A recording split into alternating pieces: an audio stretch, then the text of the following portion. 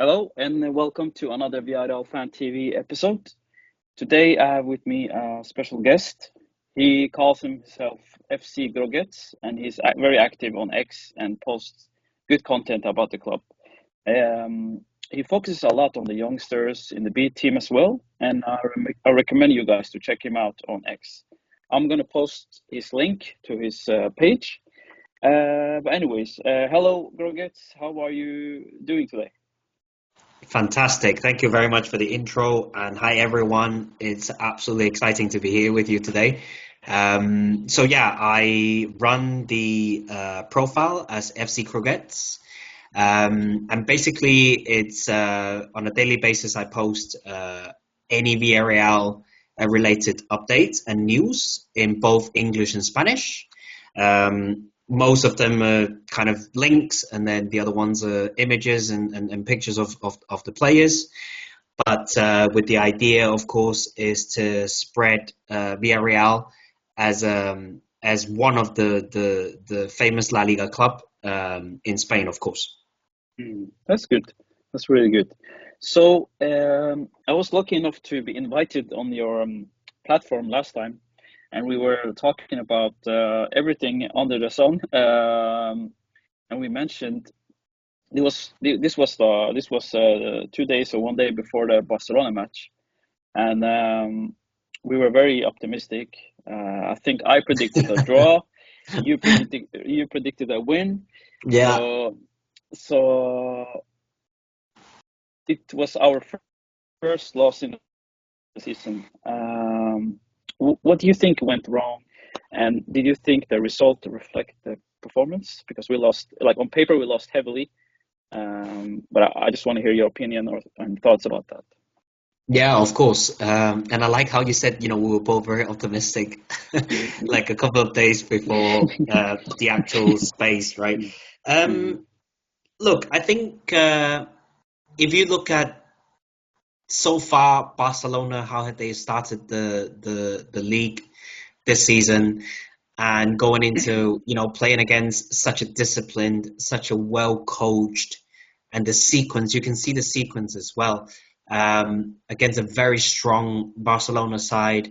That defeat was heavy, but I think it was in some way kind of we saw that coming as well. And this actually links to kind of my takeaway is our defense needs to improve a lot. And during our conversation last time, we talked about being clinical and actually finishing, the chances that we create. And of course, one of the most controversial, I think, decision was, I think, if I recall correctly, it was right before halftime or right after halftime. I can't remember already, but it was the goal ruled out by VAR that Nicolas Pepe was actually, I would say he was onside. But look, loads to take away from that match, and of course, against a very disciplined, well coached Barcelona side. Yeah, I mean, it's one of the defeats to learn from, definitely. yeah, that's for sure.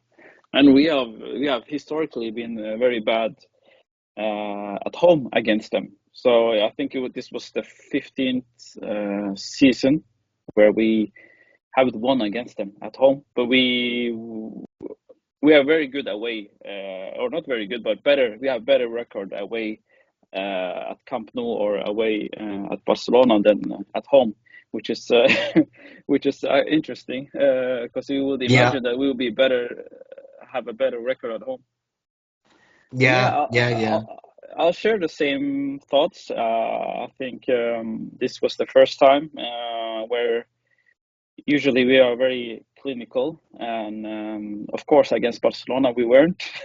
Very typical that when it matters the most, or when you face a top team, you become, I think, a bit extra nervous, or I don't know what it is, but Mm, mm, um, and also there were Pepe, who previous to that match, or prior to that match, haven't he didn't have many minutes. He just came, that was, I think, his first introduction. I think he started the match, didn't he?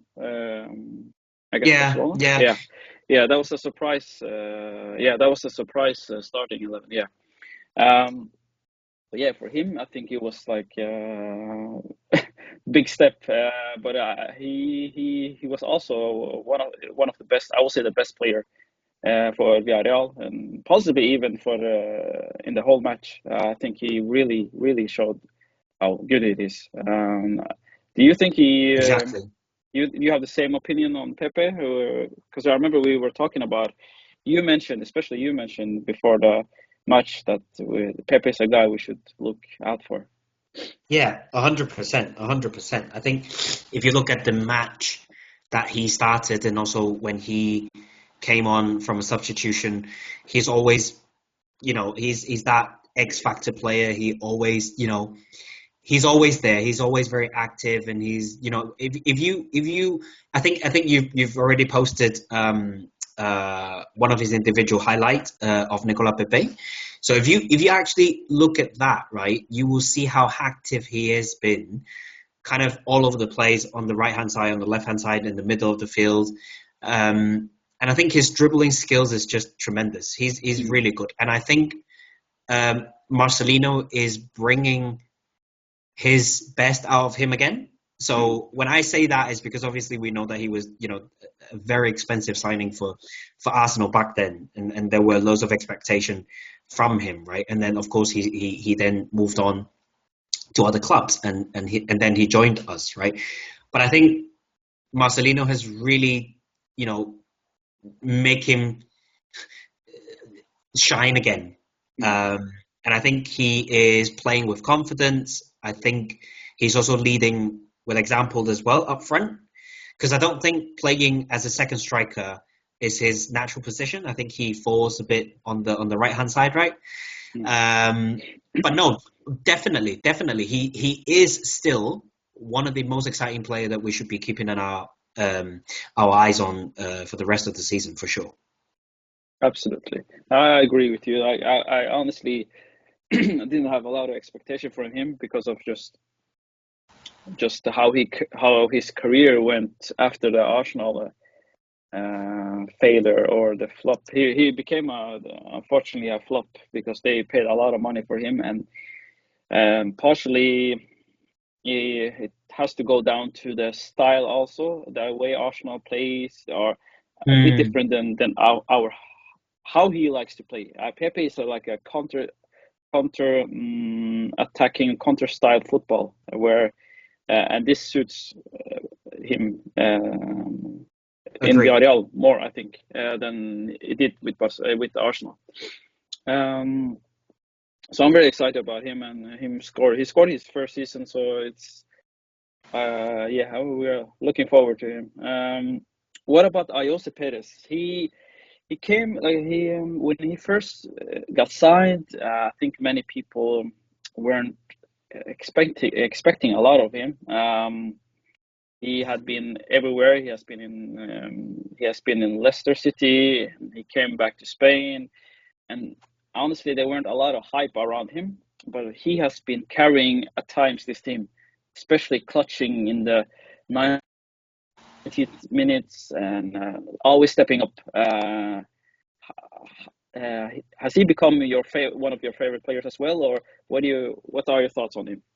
Definitely. I think he is another another exciting player.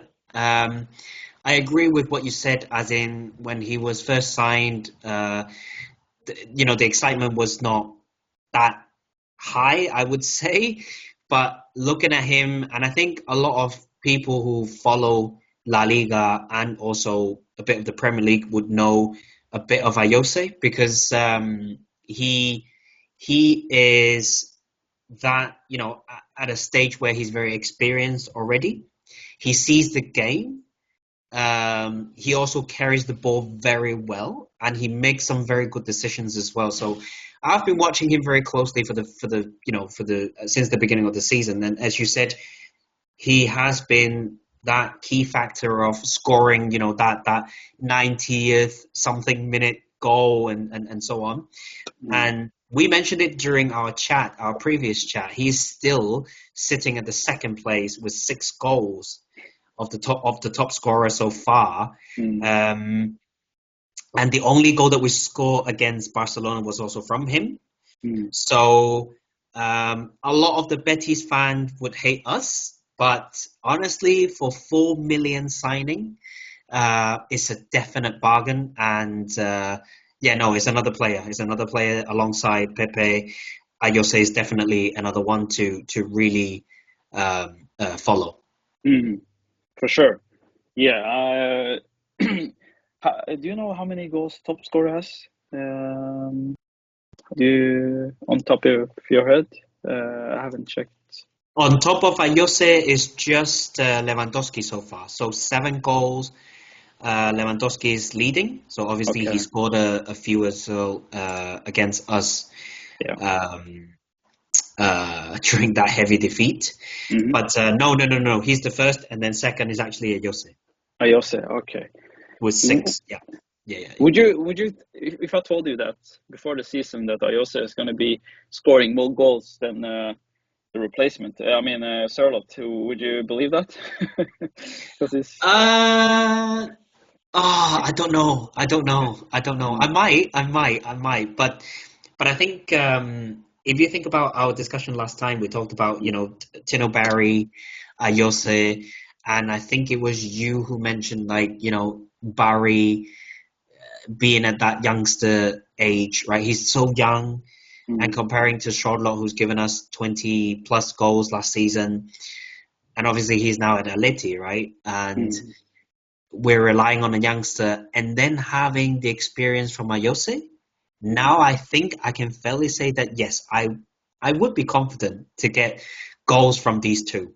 Yeah. I think I also lean towards that now, actually, when I think about it, because one reason is that, with Sørloth, he's like pushing that age where either you sell him now and get the most out of him, or you keep him and risk maybe a decline in 1 or 2 years. And another thing with the move is that he doesn't get a lot of playing time.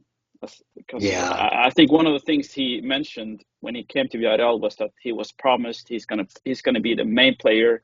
He's gonna get 90 minutes, and for him, I think he's a type of striker who needs continuity. He needs 90 minutes, and Simeone is not gonna give him that, because he's gonna sub him if he doesn't score or is not involved as much. He's gonna bench him. So I think. For us, we got them. We should be very happy that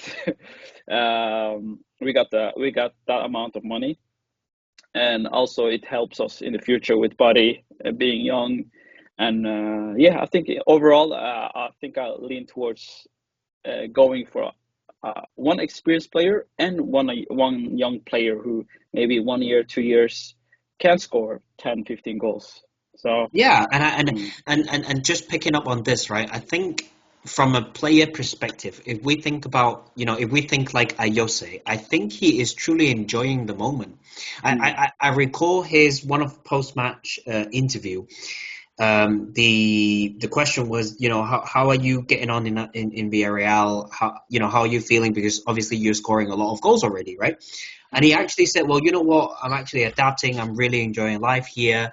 And the team is, being very welcomed as well. So that really helps. And he's still in that adapting period. And if you think about this, right, adapting period, and he's already scoring a lot of goals. Now that tells you something what's coming up. Yeah, for sure. Imagine in a few months, if he stays fit, though, that's, knock on the wood. I hope he stays fit. And this is a good segue to injury, our injury pro history. I think we should be very glad we have a large squad, because if we had maybe 12 or 14 players we could rely on, I think we would be struggling, because we already see that so many players are dealing with injuries or knocks. Um, what do you think is the reason why we have historically always had issues with this with injuries? Why do you think it is?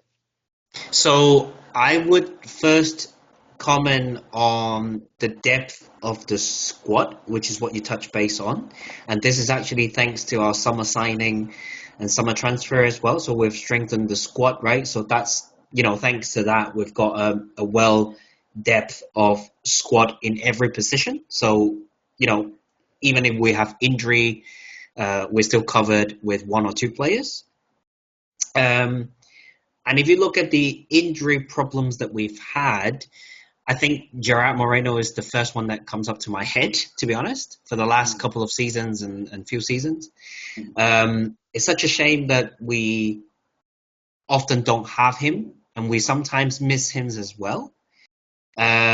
And this actually brings me back to recalling the Champions League season when we played, the semi-final, the quarter-final, and I still remember the fact that um, the um, the the team motivation and demotivation of having him and not having him on the field mm, playing together with the team, that was such an impact. And coming back to this season, if you look at the likes of Pedraza, we we barely had him this season, and that's mm, why we have Sergi Cardona without resting for 8 matches now. mm, Um, and we signed Juan Bernat, but he's not 100% yet, right? So, look, I think injury problems will always be there for every single football club. For us in particular, I'm so glad that Marcelino has actually, spend time and say, look, guys, we need to be smart. We need to prevent. Um, but yeah, look, I mean, Willy Comboala, for example, he signed from United. As you said in the other conversation that we had as well, is that he needs to adapt to a new league. He needs to adapt to the weather. He needs to adapt to the language. All these things mentally and physically will be affected. Um, but yeah, no, look, I really hope Gerard will come back at sometime soon. Juan Foyth will come back as well because I think we're missing him as well. But look, Kiko Femenia is really playing top football at the moment, like really, really top football. Um, and besides that, yeah, I'm just hoping that we don't get any injury for Alex Baena. That's what I'm really, really keeping my fingers crossed. mm.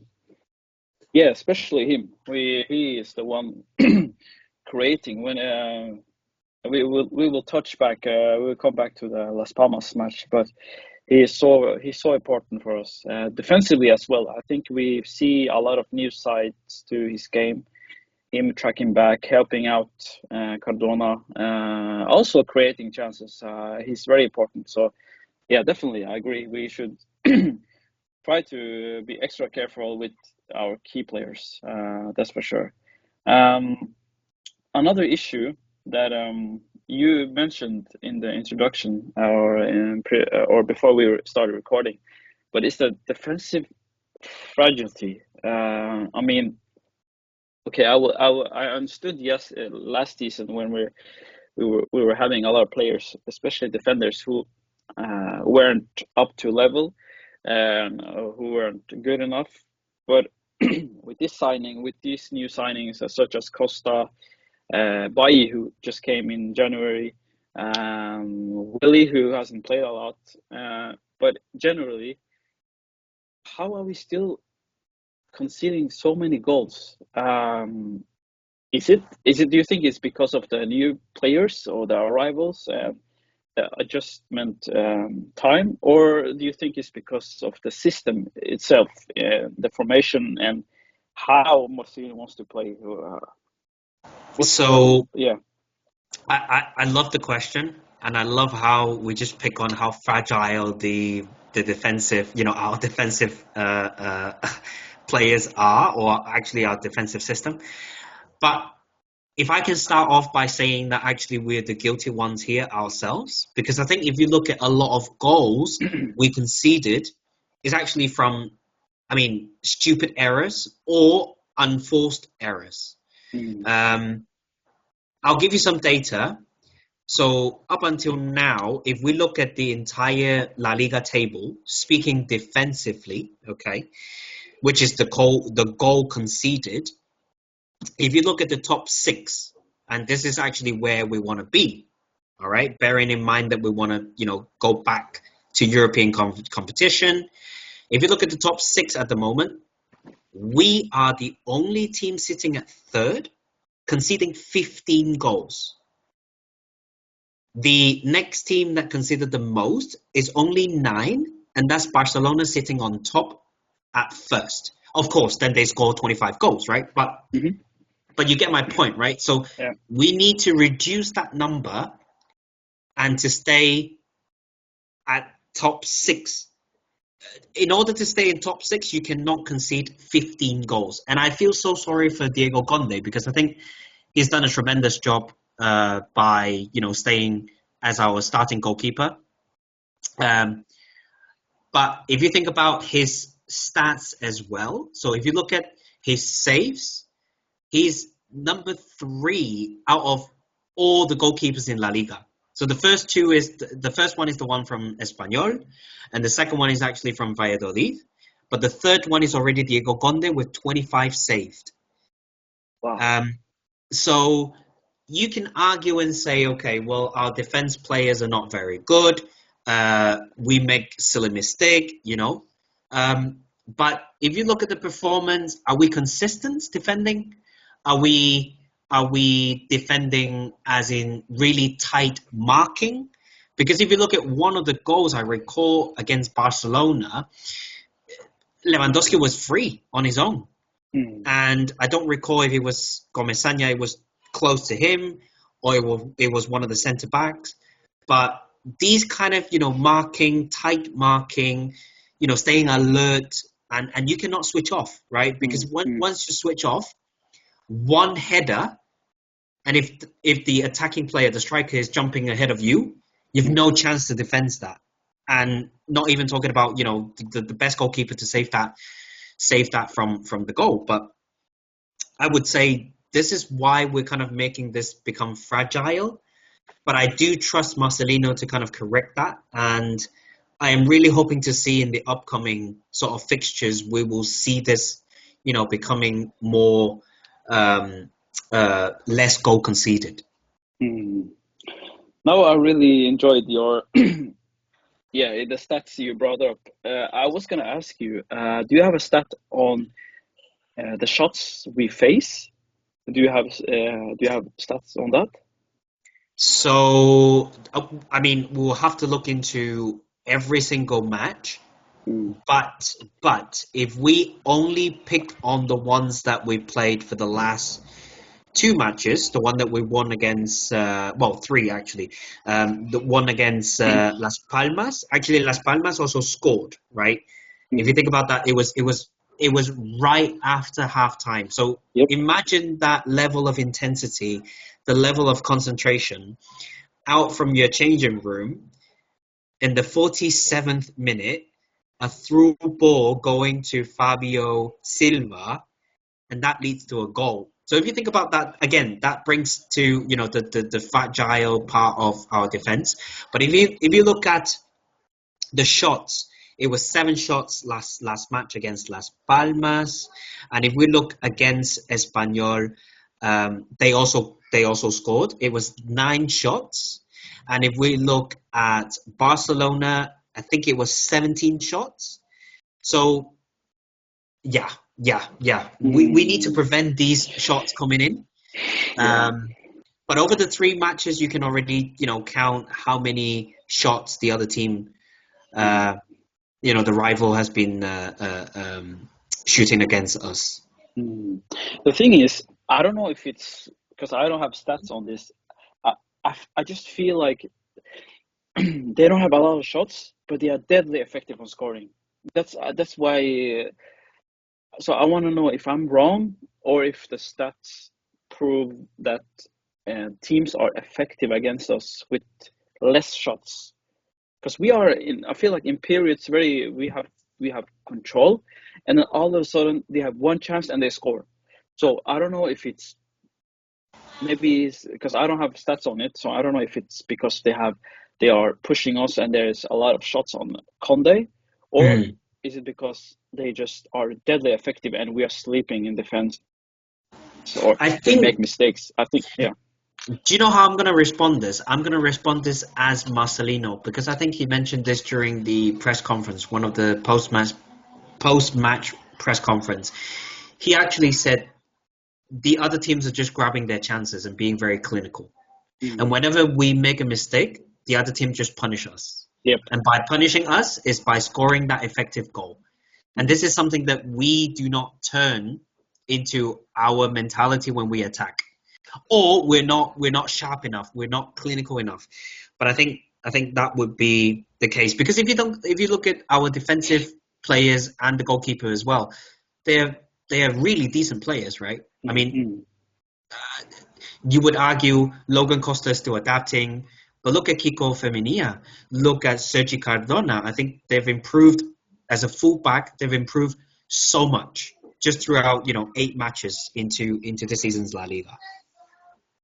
Yeah, especially Cardona. He was, for me, in the beginning, the first 2-3 matches, very shaky, and a lot of the goals, or 2 or the 3 goals, came from his side, and I was very hesitant. And I saw some comments in the Villarreal section from Las Palmas fans saying, "Oh, this is why we sold him, or this is why he left because of that." But I think from after that match, I think after the last goal they scored from that side, he has improved a lot. He has been improving a lot defensively. But I'll just mention this and then we can move on. But I think this is partially system issue as well, because the 4-4-2, it's a very demanding formation. It demands that all of them runs. You can have free passengers.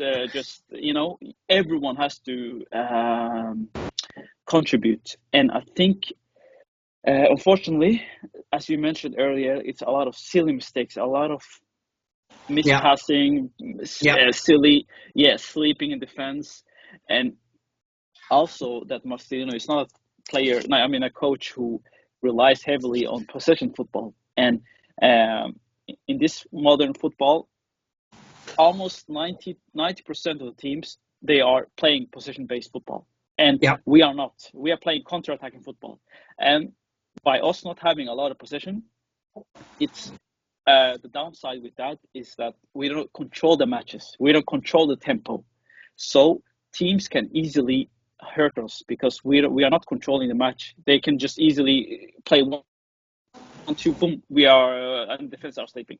So I think Marcelino's style, and it has both positives but also negatives. The positive is we are very attractive. We play very attractive football. We score a lot of goals, but defensively we give up a lot of possession. Marcelino's not heavily reliant on keeping the ball as much. So by that we can't control the tempo of the match as well. So that gives the opposition the opportunity to create chances basically out of nothing. So that's how I feel by just basing it on 8 matches so far I've seen. No, I love your analysis. I think if I may just add one detail into the formation, because you talked about the formation of 4-4-2. At the beginning, I also had the feeling of Sergi Cardona is not a very defensive player, and to be fair, he's not, right? He's a very attacking fullback, and he, if you look at his natural position, he's up further across midfield already, going into that left wing position. Right. And if you look at the formation when we attack, if you look closely, we play 3 at the back, and we allow Sergi Cardona to kind of go up to become that left winger. Yeah. And obviously on the right-hand side, then you have either Elias or you have Jeremy Pino.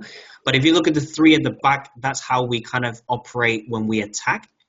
And to your point is, when we're defending, it requires Sergi Cardona to be even more disciplined and working even harder to get back to defense and get back to the shape of 4-4-2. So look, I think it will take time. I think it's having a lot of new players as well going into the system. I think it would take us time, but I think up until now we can fairly say that we're performing quite well up until 8 matches already into this season. Yeah, I agree. I would rather, honestly, I'm not trying to be negative, but I'd rather us play this way than play position football, because Hmm. I find it very boring. I really can't stand. I really can't stand just holding the ball, passing around. I really like this. I really like the way Marcelino plays. I just wish. I think. I think we need more players who will fit in the midfield. Especially the CDM. I think uh, Mm. we need a guy who has a lot of energy in the midfield, who can take that cover for Cardona when he pushes up. Mm. Parejo Mm. is not that. He's very stationary. He's very good with passing, and I like him as a player. But we need a guy who can cover a lot of space. Santi Comisane is very good, and it's very noticeable when he plays and when he doesn't play. Um, but I think we need players who can run, especially in midfield, who can run and cover for the left back or the right back. I think Femenia is okay. I think Femenia he pushes up, but he doesn't push up a lot. But especially on the left side with Cardona pushing up a lot. But Well, don't anyways, get me yeah, started. Don't get me yeah, started because I think yeah. all the Villarreal fan would love to see Rodri in that position. So I'm I just would, dropping yeah, it there. I'm yeah, just dropping it there. yeah. But to your point, that CDM position, I would love to see Rodri there, right? So, but look, he's already at another level. He's already playing at City, He is. and bless him. I really wish he gets recovered very quickly. Yeah, it's very sad about this injury. But we can move on. We can just briefly talk about Junior. When do you think he can? When do you think we will see him in action? Because Yeah. I just see pictures of him working out or in the training field or in the bench, but I don't see him. And I wonder, have spent so much money on the goalkeeper, and Yeah. when Conde is performing the way he performs, I'm starting to get worried, because when is he gonna get chance? Yeah. I okay, so I want to be fair here. So I want to look at the investment as short, long-term investment. Okay. Again, he's a player coming from another league. It's a lot of money spent on a goalkeeper. Let's face it. Um, I truly think this season when they signed Luis Junior, I don't know if the club actually expected Gonde to deliver it that well, or that he's performing that well. But look, it was a gamble that needs to be done, right? Because losing, well, not losing, but letting go of Philip Jorgensen, and also we were not counting on Pepe Reina anymore, right? So you would need two new goalkeepers. So that was a gamble that we needed to invest in. Mhm. Um, I think looking at the performance that Diego Conde is actually, delivering, I see Luis Junior's game time is very limited. We should expect seeing him in Copa del Rey action. But again, remember what I said at the beginning, right? I think is a short, long-term investment, which is thinking for what's coming next, upcoming seasons. And of course, we're thinking about European competitions. We're thinking about, another Copa Array competition in the Mhm. upcoming seasons. So if you think about that way, I would. I wouldn't be very worried. I would actually be very confident that we've actually got two very good goalkeeper for immediate kind of need, and also looking in the long term if we need Luis Junior to step up for any other competitions that we'll be playing in, either is the European one or the Copa del Rey. So Yeah, that's my take. yeah. If we look at the way you said, yeah, I can see the point.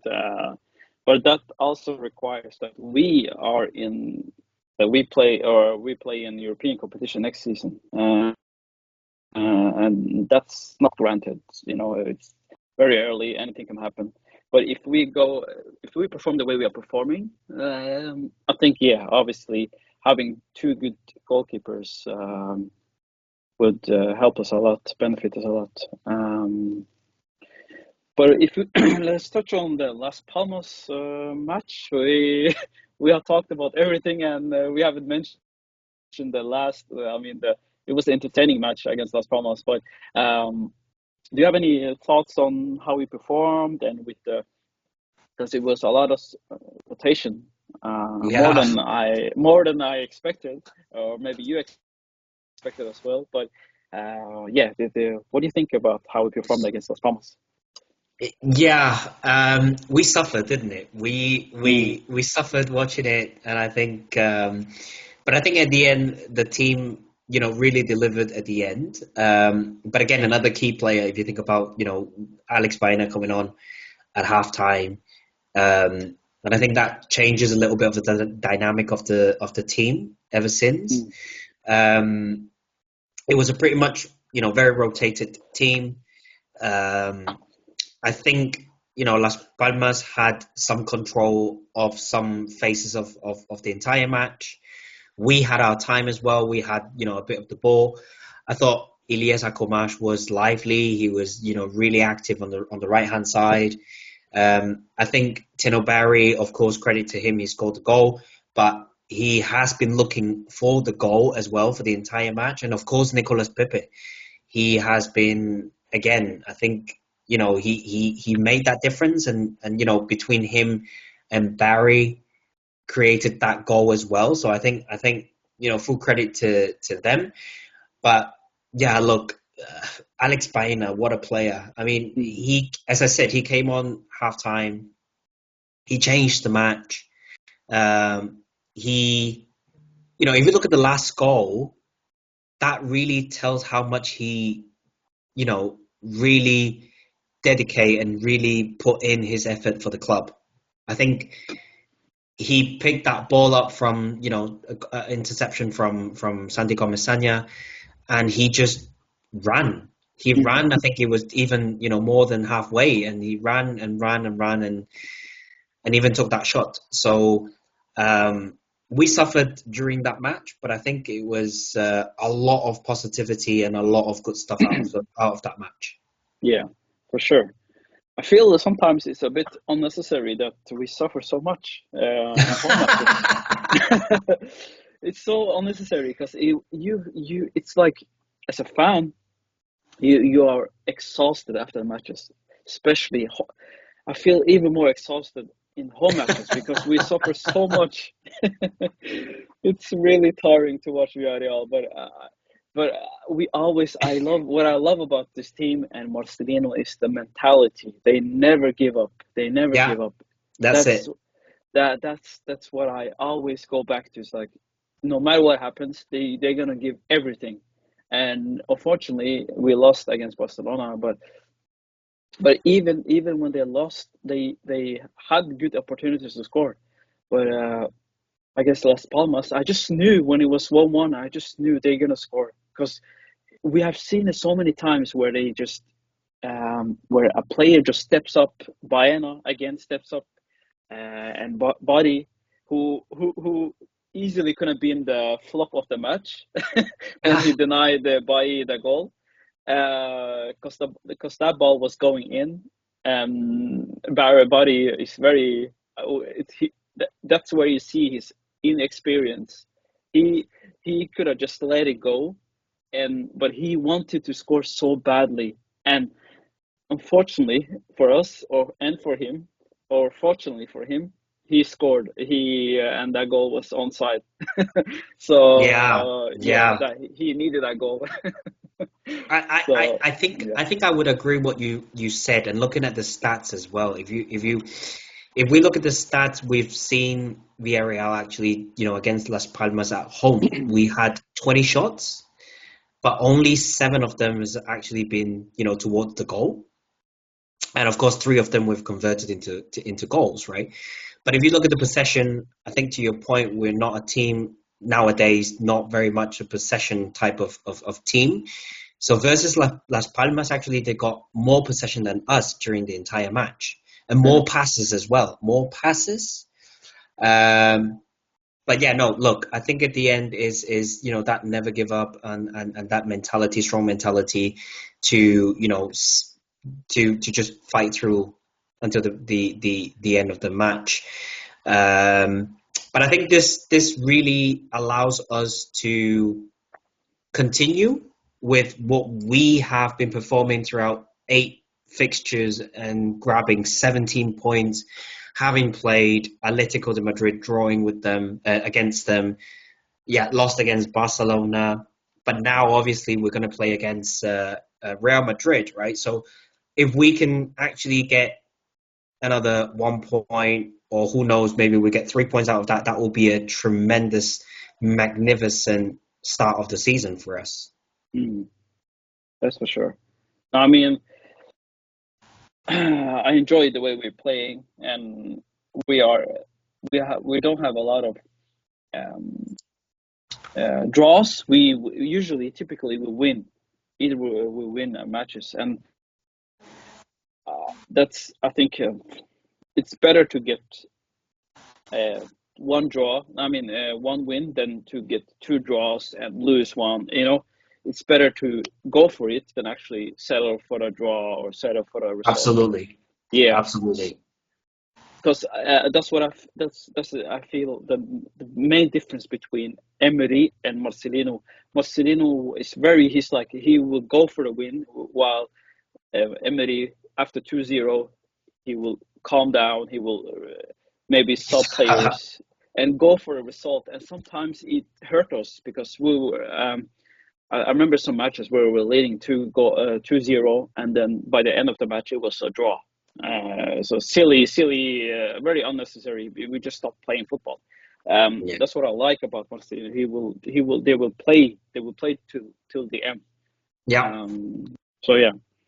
Um, you mentioned briefly we're gonna face a top team this weekend Yeah. away, and we won the last year. We won last year away. I remember the Samu. I remember the Samu Chukwueze goal when he dribbled. I think it was Militao who. I think it was. I remember if it was Rudiger or Militao who just got they got dribbled. He went outside, inside, and then he finished. So I think was it last year or the year before? That was 2 seasons ago Two when seasons ago. Okay. that Yeah, was yeah. that was Kike Setien was still that time Right. he was That the time. coach. But Yeah. that was a famous match that we played tremendously. We played really good. Yeah. Yeah, but comparing to last season though, we didn't Yeah. perform that well last season. I No, think no. Okay. Yeah. I it remember was what happened last season. What happened? I forgot. yeah. So last season was the match where I think Marcelino joined rejoined, excuse me, Hmm. very recently back after. Yeah, he came back to rescue us, right? And I Right. think it was the third match or the second match into his return, Okay. and we lost heavily, or let's say not that heavily. I think if I recall correctly, it was 4-1. 4-1. Okay. Um, and those goals were honestly very much unnecessary. And I Mm. remember because I was there watching, and I recall seeing Marcelino after I think the third goal, even the last goal, he threw the bottle of water on the floor. Yeah. That frustration in Frustration. him. So yeah, no, look, but I think looking into this Saturday's match, I think I want to be optimistic, Mm.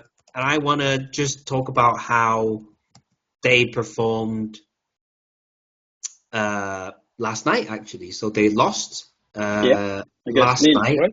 Yeah. Exactly. So I don't know if it's actually a bit more risky because they've lost and now, they come back to La Liga and they want to, get that victory again. I don't know, but I'm hoping for a cracking match. Yeah, it is with every Villarreal match. With Villarreal, you don't get a boring match. Every match is cracking. And even the Espanyol match was cracking towards the end. But I think, as you mentioned, they lost, and Barcelona lost as well. Remember when we were thinking, or I was thinking maybe, oh, they lost, so maybe their confidence might be low, but it might be the same. It might have the same effect where you will see a hungry Real Madrid team now, especially now that Mbappe is back. He he got subbed in the second half against Lille, so he will probably start this match. Mm, So it's gonna be very interesting. But one thing that I like, or that gives me a little bit hope, is that we are playing away, and usually we play much better away. We haven't lost so far away match, and I think mostly it's because of teams. It's gonna, especially home team, is gonna push us, and we're gonna mm. counterattack them. So that will suit our play, like how Marcelino likes to play. But against Real Madrid, of course, it's gonna be very difficult when they have that quality of players. Um, Exactly. mm, But look, mm, I think we also have our strength and also our sort of, way to attack as well. yeah. Um, I think my only statement or my only sort of, thoughts are I need players to step up this game because I think if Mm, you look at this match is right before the international break as well. And of course, some of the players will be called up and whatnot. Uh, right. but I truly expect our players to step up and really put a performance in against a really strong side and in a really tough stadium as well. But Mm. that's the only hope that I'm hoping that Villarreal will step up and really perform and play some attracting football and causing Real Madrid a lot of trouble at their home. Right. Oh, it's gonna be it's gonna be a complicated match. And I would just want to ask you, Elias has started the last two matches. Do you think he will start against uh, Madrid, or do you think Pino is gonna come back?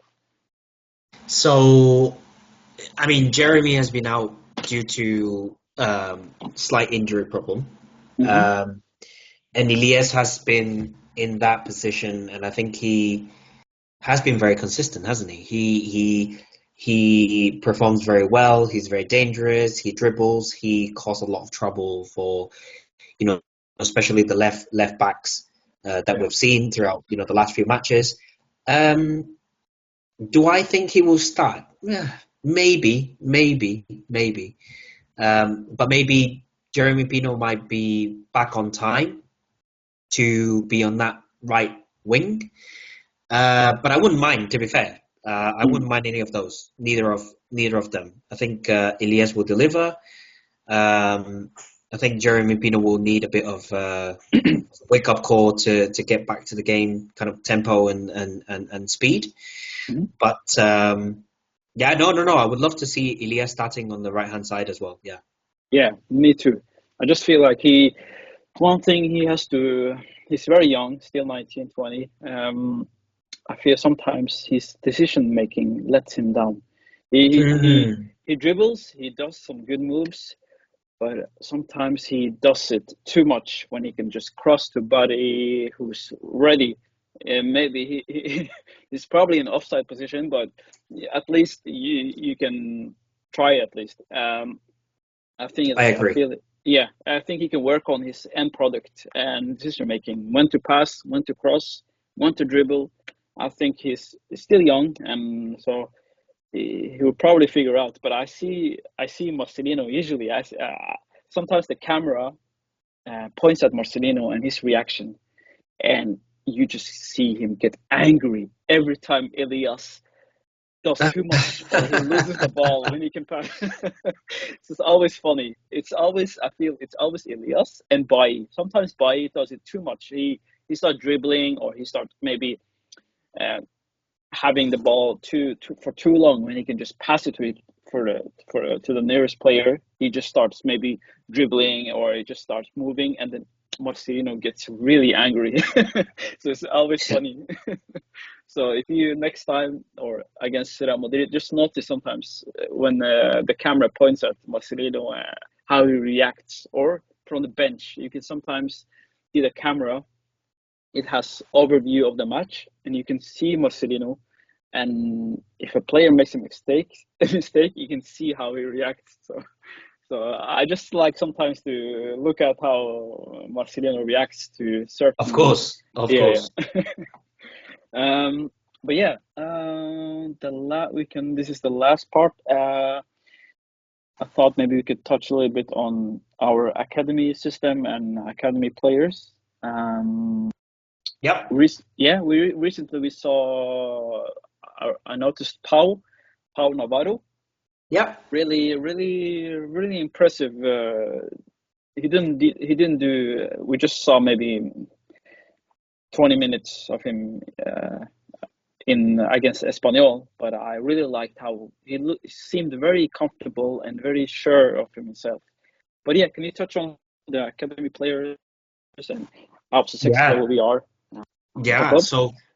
So I don't know if a lot of listeners will know about this, but if you think about the academy players, of course you have Real Madrid, you have the Fabrica, how they call it, right? They produce very successful player as well in Real Madrid, and then of course you have La Masia, which is again a bunch of really successful young footballer as well, which a lot of them are playing first team football nowadays, but our academy, Villarreal Academy, actually has been producing so many promising talents. Like, honestly, a lot of our academy player ended up in the first team, and we talked about it all the time. As at the end of the day, how the modern football world is, right?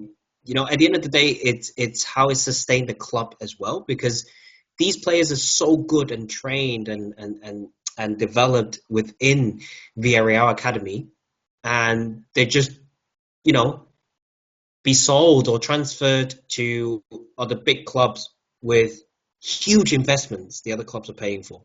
So I can give you some examples, right? Nico Jackson, you must remember him, right? Mm-hmm. Um, of course, Philip Jorgensen, which is the most recent case, or even Pau Torres. If you think about Pau Torres, that's another successful academy development, first team football coming from the ranking and blah blah blah. Anyway, long story short, so it's a successful kind of system, and this season, we see already two very successful player coming from our academy and already getting some first team football time.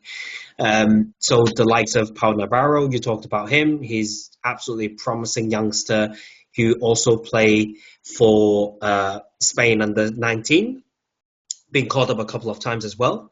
And you have another young striker which also had some minutes against Las Palmas as well, Pau Cabanes, which actually is a local grown-up kid as well around the area in Villarreal. So it's really meaningful at the same time if you think about that. But yeah, no, absolutely love to see more and more and more academy player coming through the rank and knocking into the first team door.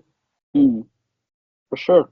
Especially now that I don't know if you read the recent article with I think this was posted in the international break by Javi Mata. Mm. He was talking about how it's very expensive to buy players, and especially buying players from Latin America. That's why we don't see a lot of players coming from Argentina, for example, because of they put a tax on players. Mm. So before we used to go, that was our hot market in the Pellegrini era.